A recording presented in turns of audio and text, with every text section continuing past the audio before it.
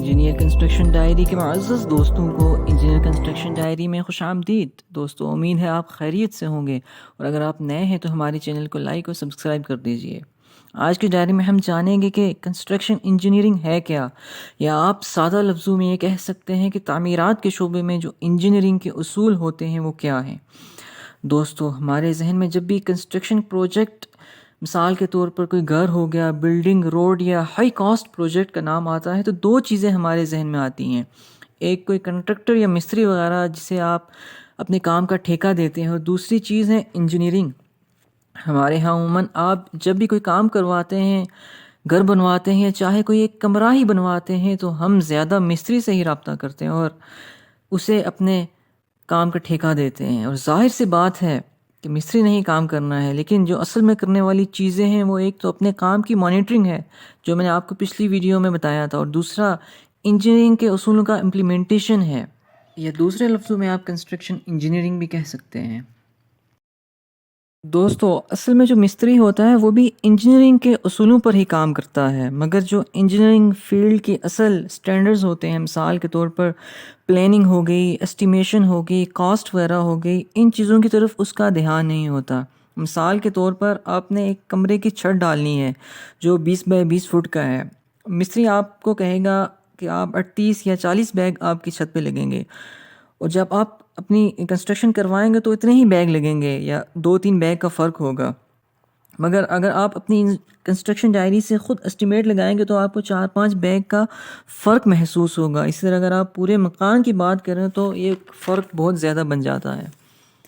یہ تو خالی سیمنٹ کی بات ہے، اگر آپ دوسرے مٹیریلز، بجری، ریت یا سریا وغیرہ کی بات کریں تو ان میں بھی بہت فرق ہوتا ہے۔ اب دیکھ لیتے ہیں کہ اصل میں کنسٹرکشن انجینئرنگ ہے کیا، جسے سیکھنا ضروری ہے تاکہ آپ خود اپنی تعمیرات یا کوئی بھی کنسٹرکشن کروا سکیں۔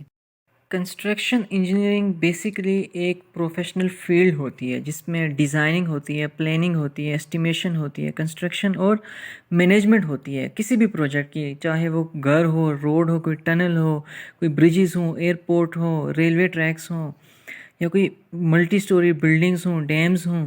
ہر طرح کے پروجیکٹ میں کنسٹرکشن انجینئرنگ اپلائی ہوتی ہے۔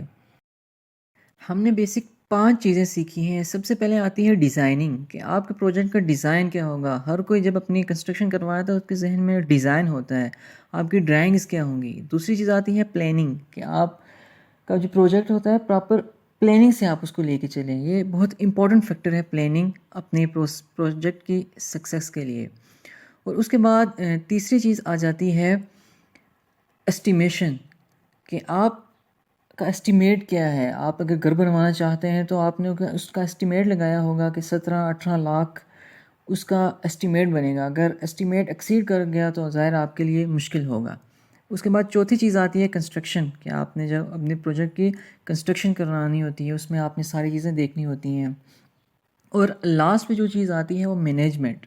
یہ بھی بہت امپورٹنٹ فیکٹر ہے کسی بھی پروجیکٹ کی سکسیس کے لیے، کہ آپ اپنے پروجیکٹ کو مینیج کس طرح کرتے ہیں۔ اس میں آپ نے ان باتوں کا خیال رکھنا ہے جو آپ کے پروجیکٹ کو، آپ کی کنسٹرکشن کو کامیابی سے تکمیل تک پہنچائیں۔ یہ تھی آج کی construction diary. Thanks for watching. Please like, subscribe and share for more videos.